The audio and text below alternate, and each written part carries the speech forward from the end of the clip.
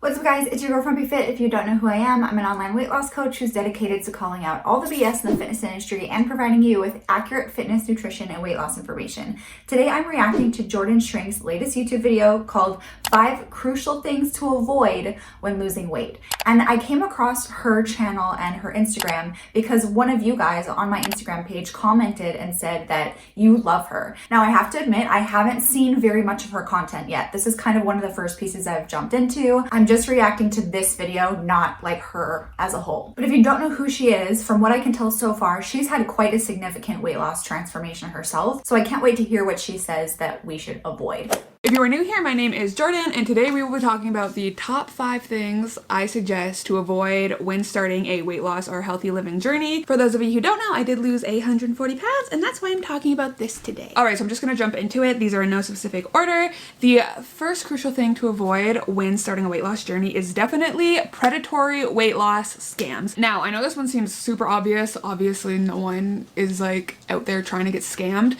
but I just wanted to put this in because the weight loss industry, if you did not know, is one of the most lucrative industries in the world. We're talking about like $1 trillion industry. There are actually quite a few programs and apps that I am a fan of when it comes to weight loss, but that's basically because they are more educational. What I'm referring to today are not educational programs or, you know, apps that include a lot of research. I think what she said is exactly right. Nobody goes into something thinking that they're going to get scammed. So in the case of all of these kind of weight loss scams, like, it doesn't present itself that way. And I love that she said they aren't educational. That is a really good indication that like you should not be investing your money into something. They are things like wraps, detoxes, cleanses, all that fun stuff. I mean, let's talk about teas. We see teas everywhere. You see these celebrities promoting these teas saying, I lost so much weight. They did not lose weight because of the tea, okay? Okay, I keep interrupting her, I apologize, but like I also want to make a point. There was some video that came out and it wasn't US based, it may have been in the UK, where somebody like created a fake supplement and asked influencers to promote it, and they were like, yep, I'm down, like I'll promote it. And this one even mentioned, they're like, are you okay promoting it without even trying it? And she was like, yeah, like I never try the stuff that I promote. Okay, so if they did get results, there's a good chance they've never even tried the product that they're promoting. It's insane. There's like virtually zero integrity among influencers, and don't even get me started because like it makes me so mad. The only thing teas make you do is shit yourself. And some of you might be like, why does it make you shit yourself? And it's because those teas are loaded with laxatives. Same with wraps, you know, if you really wanted to try a wrap that bad, go to your kitchen, use your saran wrap. Don't spend $70 on someone else's saran wrap that they're gonna send you. Detoxes, cleanses, I will throw myself under the bus. When I was at the height of my binge eating, so I had already lost all my weight, I could not stop binge eating, and I thought, I know what I'll do. I'll just get a juice cleanse and I will drink it for 2 days, and then I will be refreshed and I will be ready to take on my weight loss goals. I will be the most healthy bitch in the world. After I spent $400 on juice, the day after the cleanse ended, I binged and ate about 10,000 calories, which was not the plan. Yeah, so I have a couple things to say here, and I think I'm just pausing frequently because I agree with literally everything she's saying. So I actually have a like fitness chick like parody character. Her name is Trish the Fitness Bitch, and she wears the pink wig. So if you follow me on Instagram, you probably know who Trish is. She pops up on TikTok occasionally, but I've never like explained her thing. So I really just like call out trends like in a humorous way with this character, Trish. And I did a bit like where I was like wearing saran wrap around my waist. And it's really sad because one time I was in the gym and I went into the locker room and I saw this woman who got a towel and put the towel on the ground, got her duffel bag and pulled out scissors, and she lifts her shirt up and she's basically just totally wrapped in saran wrap.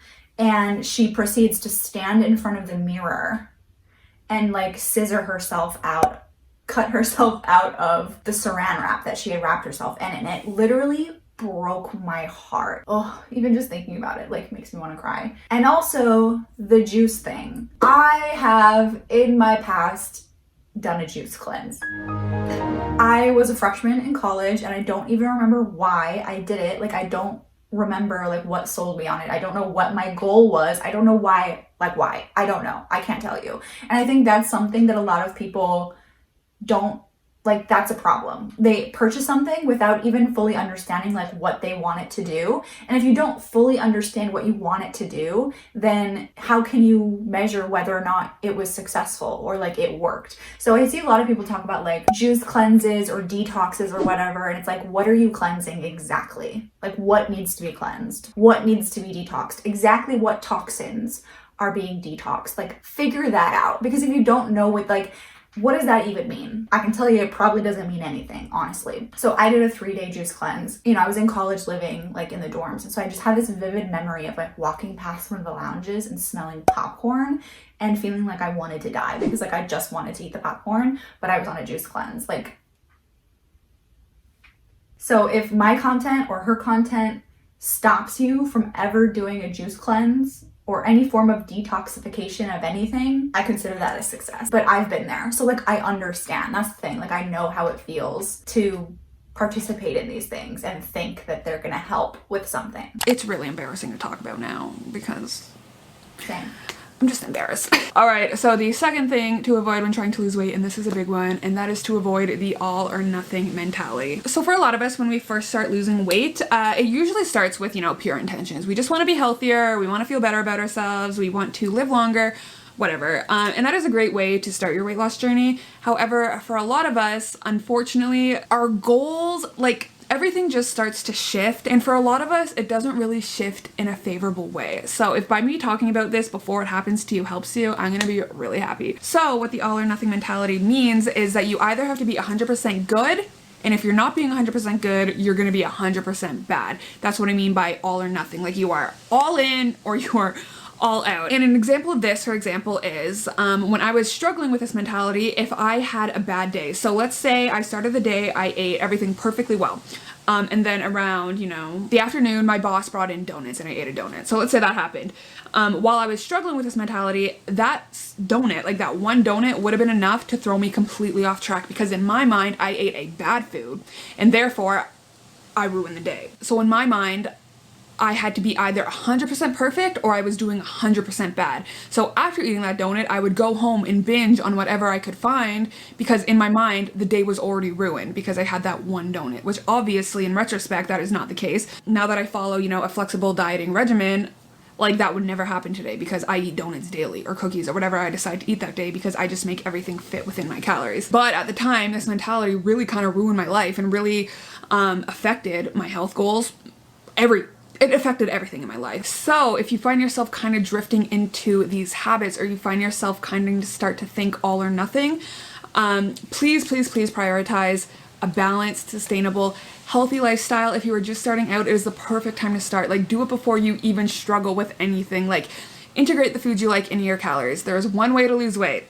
Calories in, calories out. If your daily caloric goal is 1,800 calories, great. Like, you can easily fit something you enjoy in those calories without depriving yourself for weeks. Exactly. Because when you deprive yourself for weeks, your body, your mind is not going to be happy with you. And then instead of having, you know, a cookie a day and fitting it within your calories, suddenly you're going to have 3 weeks of cookies at once, which is not great. So what she's saying, this all or nothing approach, is something that I see so often. And it's like, when you say it out loud, like, it does not make sense. Like, why would I completely throw away a day just because I had a donut? But like, when you're in the moment, it feels like it makes sense. And I think what she's saying is like, you start your, you know, weight loss journey and you're like super amped and pumped and motivated and excited, and you have all this like willpower and you're like ready to go. And when you jump into it with that level of enthusiasm, that's fantastic, that's great, but it tends to kind of put you into that all section, which then leads you to this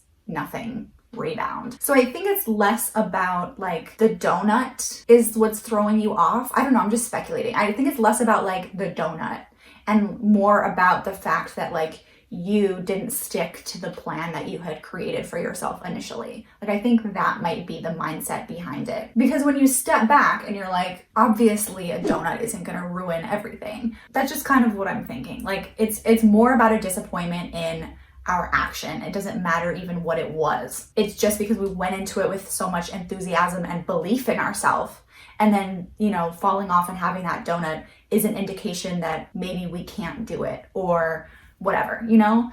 it's deeper than just a donut being bad, but that is a big part of it as well. And so I had a client recently who kind of struggles with the mindless eating. And so this always happens at social gatherings when like her and her friends just are super into snacking and like drinking wine together, which I love, like nothing wrong with that. And so she has been practicing. If you've watched my content regularly, you know, like practice is how I like to phrase working on getting better with food. So she was at a social gathering with friends and wine and snacks, and she was practicing how to not just like mindlessly snack and mindlessly drink. And so she did fantastic up until the very end of the night, where she was right next to the chips and just kind of let it happen. And obviously that feels like a disappointment, right? Like you didn't succeed at what you were practicing at, but like this is a huge step from where she was. She's acknowledging and in the moment noticing the patterns that are causing her to mindlessly eat and mindlessly drink, and she's disrupting those. Even if you're not successful, that is a huge win. Like that's incredible. And the result of that night was that she ate close to like 4,000 calories, which is not anywhere near her like recommended or caloric goal that I've given her, right? But she hit her goals pretty much perfectly like the rest of the week. And so the way that I frame that, and you know, this is a single donut is a much smaller example, but when you're calculating your calories, if you're somebody that calculates calories, they're averages. Like, no, you're not gonna burn this exact same number of calories every day. No, you're not gonna eat the exact same number of calories every day. I mean, you might, but most people don't. So we're working with averages here. So why would you be upset at a single day when all of this is averages anyway? So what I do with clients is I look at their daily calories. Yes, that's important. But then what I do is I average their daily calories together for the week. And I say, okay, where was your average for the week? Because your body doesn't operate like on some 24-hour calorie clock.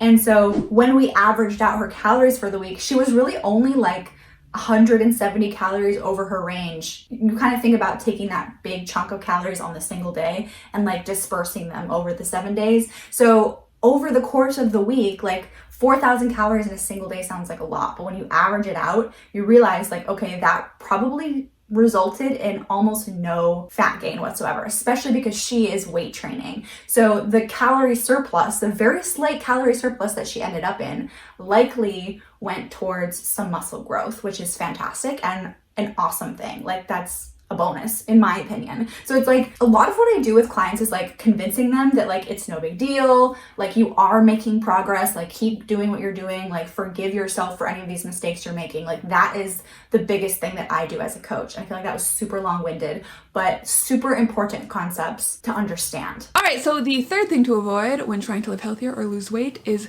do not work your ass off all week just to f it up on the weekends. And again, I feel like this is an obvious one in the sense that like people are like, well, obviously, but I don't think a lot of people realize how easy it is to derail yourself. So like I previously said, I'm a huge advocate of flexible dieting. So I am not saying do not treat yourself at all. That is not what I'm saying. I would never say that. For example, if your family has pizza nights on Friday, you make the decision. Do you need pizza every Friday?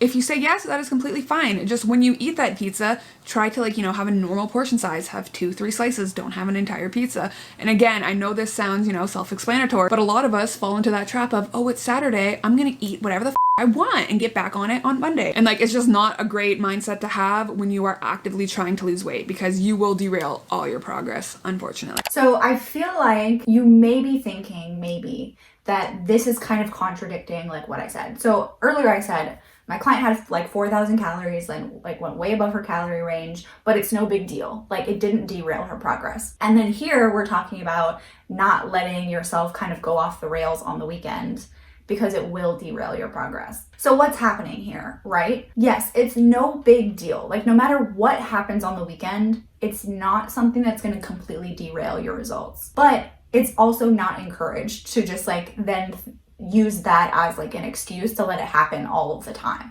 So basically what happened was my client took herself out of a calorie deficit. We'll just say for the week. It's obviously not that simple, but we'll say for the week. So yeah, it's no big deal in that week. But if it's a continued thing, then you go every single week without actually being in a calorie deficit and not actually getting any of your results. So forgive yourself, but use it as a learning opportunity. View it as like, okay, that was practice. What can I learn from that? And how am I going to move forward next week so that this doesn't happen again? And if you don't nail it the next week, that is okay. Like, it's a continual learning process. And sometimes it takes a while for things to like click in your brain, or for you to even realize a thought pattern or a habit pattern that you have. So yes, it's no big deal if you mess up. It's no big deal if you kind of like make a mistake or you have a weekend where you fall off, but really analyze like, okay, is me falling off an indication that the plan that I'm following is not sustainable? Because that could very well be what's going on. And then in that case, you need to change the plan and not just like have more willpower. Like, I'm not a fan of just thinking like, oh, I just gotta grind it out and tough it out and like figure it out. But if it is something that you feel like you can change or make a difference with, then go ahead and do that and try it out next week and see how you improve. A huge one to look out for is actually alcohol. Alcohol is notoriously calorically dense and they are empty calories, which is super shitty. So if you're someone who, you know, on Saturday likes to drink 10 beers, that might be derailing your progress a little bit. And guys, I just want to reiterate, I am not preaching deprivation. If you've been here a while, you know I do not preach that shit, because I deprived myself and then I struggled with an eating disorder for 2 years. So that is not what I'm saying. Like I said, if your boss brings in a donut on every Friday, like, and you want that donut, eat that donut. Like, what is that, 300 calories and 1800 calories, whatever your calories are? Like, you can make things fit without overdoing it, and you can make things fit without completely restricting them. Yeah, so I also want to comment just on the alcohol thing. I actually have a video called How to Drink Alcohol and Lose Weight or something like that. I'll link it up here. And so yes, there are 3 macronutrients: carbs, protein, and fat. Carbs and protein both have 4 calories per gram. Fat has 9 calories per gram. Alcohol has 7 calories per gram. So it has its own little separate kind of category, but we don't usually refer to it as a macronutrient because it is empty calories. So it is possible to still be able to drink and lose weight, but you do have to be very aware of the calories and alcohol you're consuming and how you're able to manage that. Not to mention the loss of inhibition when you're intoxicated and the drenchies and all of that stuff. So I talk about that all in my How to Drink and Lose Weight video. It's a fun one. All right, so the 4th thing to avoid when trying to lose weight, and that is, please do not ask everyone in your life for advice. So when some people start losing weight, they just want to tell everyone, right? They want to ask for the best advice. They want to know, what do you recommend? What do you think I should eat? What exercise do you think I should do? Which is like great, you know, like it is great to do research on how to live healthier.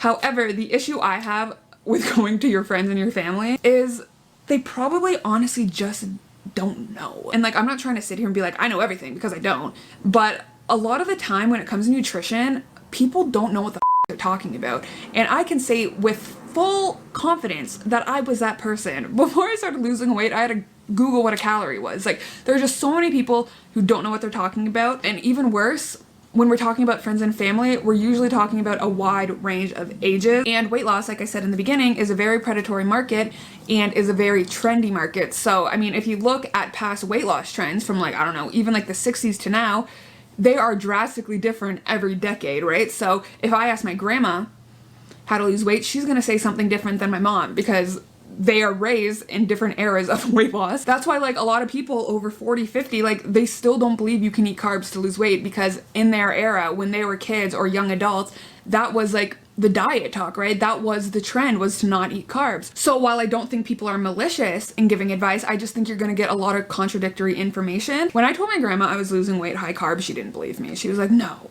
And I'm like, yeah. Yeah. I think you saw me nodding like almost the entire time she was talking during that point. And so I actually have quite a few clients, and this is a question that I ask like in my starting questionnaire, like, what is your support system like? Like, who is kind of cheering you on and who are you sharing this journey with?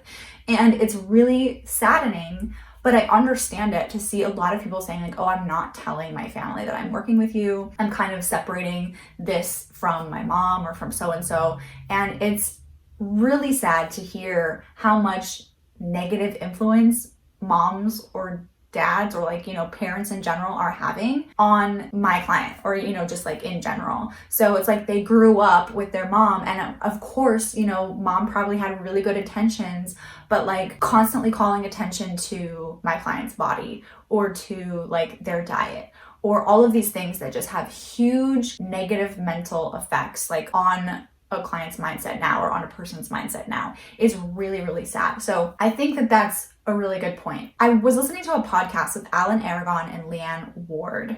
I don't know if I can find the exact podcast, but I'll link both of them in the description. And they were saying like, why is there so much misinformation out there? Like, why does everybody act like they're an expert? And it's because everybody eats. Like, everybody moves around, like everybody has a body and has their own experience. And what she said is right. Like, I don't believe that these people, like family members or even people on YouTube giving bad advice, like I don't think their intent is always malicious. And so when you go to a friend or you go to a family member and you're asking for help, they don't know that what they're saying is potentially harming your journey rather than helping it. When I was in high school, I was like, and I talk about this in some of my other videos where I talk more about my journey specifically, but I was like underweight in high school, and people would like call me anorexic even though I wasn't, and I thought that I was eating so many calories and I felt like I could never gain weight ever. And so I was like getting advice from random people. Somebody was like, oh, almonds help you gain weight, like that fat and nuts like, you know, are good fat, so it's like you're gonna gain good fat. And I was like, now that makes zero sense. So then I started eating almonds like every day. Like I asked my mom or my dad, I can't remember, to like buy me almonds, and I was eating them every single day because I wanted to gain weight and I thought that was going to do something. And then I was eating almonds in class one time, and somebody was like, oh, why are you eating almonds? And I was like, oh, I'm trying to gain weight. Like somebody said this will help me gain weight. And they were like, no, almonds are a negative calorie food, so like it takes more energy to digest them than it is to eat them. And I was like, what? I was so frustrated. And from that point on, I was just like, I give up. I'm done. I'm just gonna like stay exactly as I am. There's no hope for me. I'm never gonna figure it out. So I understand what that's like, and I understand people just wanting to help and all that stuff. It's very challenging for me, and I've been having some kind of internal struggle with that, of like calling BS out because it needs to get called out, but also then the people delivering that information aren't necessarily trying to be malicious, and it's just like a really sensitive kind of area. And so the main point that I want to make here is that somebody might be giving you advice that makes sense for them. So somebody might come up to you and say, I tried the keto diet and I got all of these results and I didn't have to cut my calories and blah, blah, blah. But the way that keto and any other diet out there works is it's restricting your calories in some way. With keto, you're eliminating like entire food groups, right? You can't have carbs for the most part. So eliminating a food group tends to lead to some form of calorie restriction, whether you understand it or not. Same thing, intermittent fasting. You're closing your eating window down a little bit, which means you have less time to eat as many calories, which means you might eat less calories. And so that's why you find people who like intermittent fasting is like a miracle and it works amazingly for them. And then you have other people who try intermittent fasting and it like does nothing. It's because of that variable. They're not controlling for their calories, so they don't necessarily understand exactly what's happening. So they give you advice based on their anecdotal evidence, or, you know, the anecdotal evidence of somebody they know, but they don't fully understand what's going on. The fifth thing to avoid when trying to lose weight is do not compare yourself to anyone else trying to lose weight, or anyone else who has lost weight, or any of your favorite fitness people. Do not compare yourself to anyone. And I'll tell you why. Comparison is the thief of joy.